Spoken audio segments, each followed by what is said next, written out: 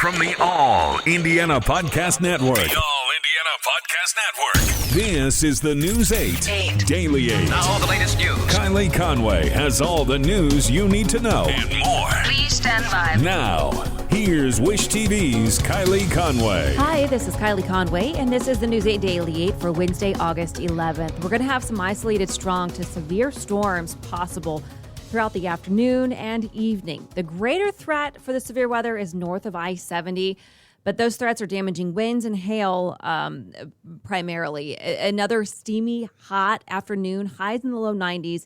Heat index values are likely to reach the triple digits for some areas. So heat advisories will once again be in place for a good chunk of the state through this afternoon. So just be weather aware, download the Wish TV weather app, and also drink plenty of water and stay inside in air conditioning if you can.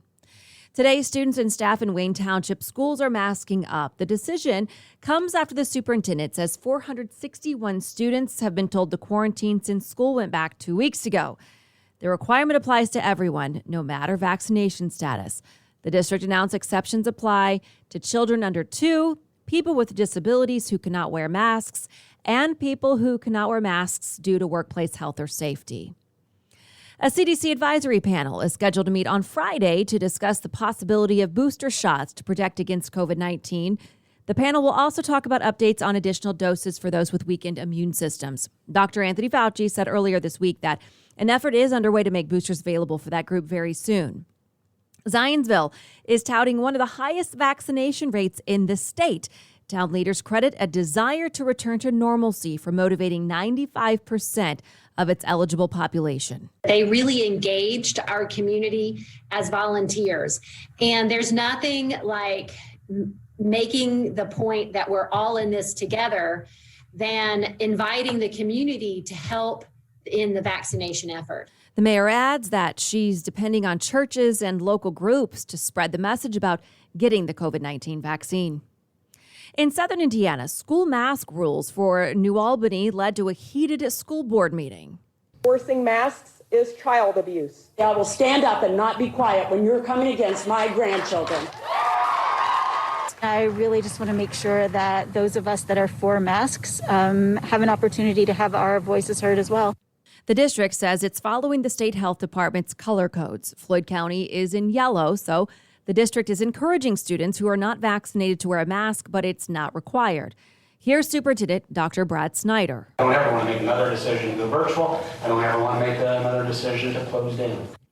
Classes started there 6 days ago, and the district says a significant number of students and staff have already tested positive. And one person is in critical condition after a shooting on the west side of Indianapolis. IMPD says it happened around 9 last night on West 10th Street.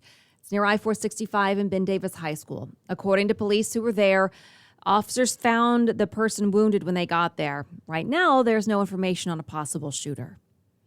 And we are gathering the city's top leaders and community groups across the city for a town hall breaking down the trend of violence in the city. We're going to address the rise in crime, the impact on mental health, and look for solutions. Join Wish TV for City in Crisis tomorrow night at 6 live on Wish TV, and it will also stream live on wishtv.com.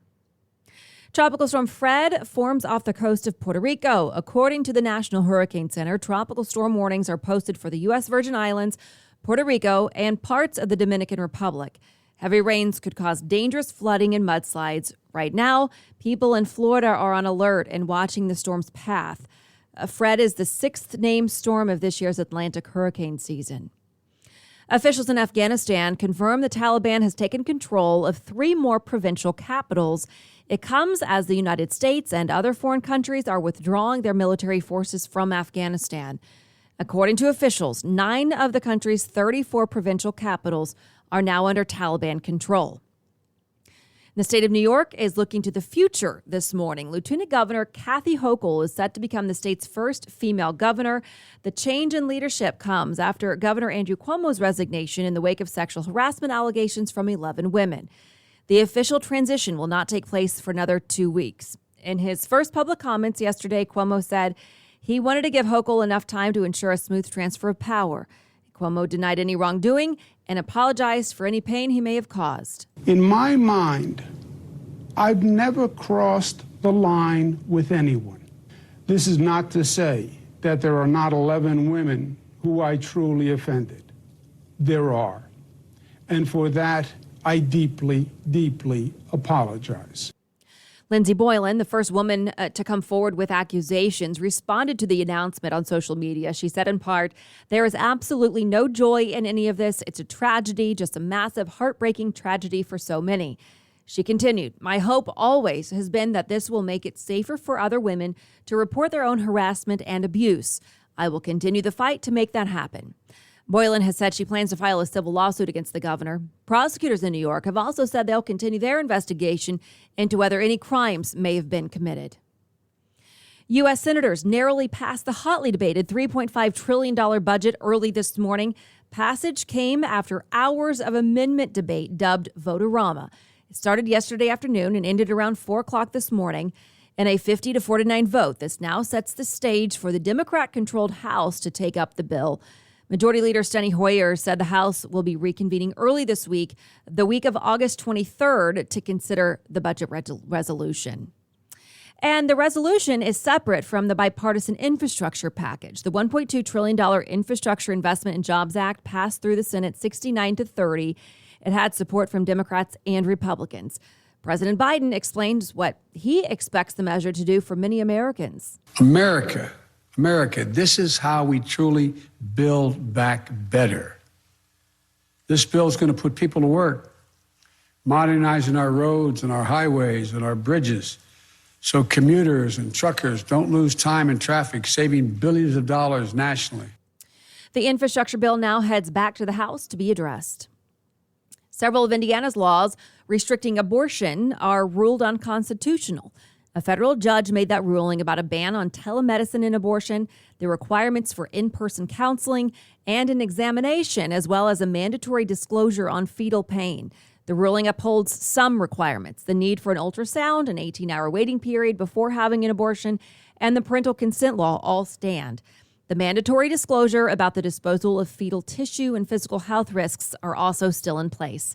The ruling comes after a lawsuit filed in 2018 aimed to throw out almost every anti-abortion law in the state.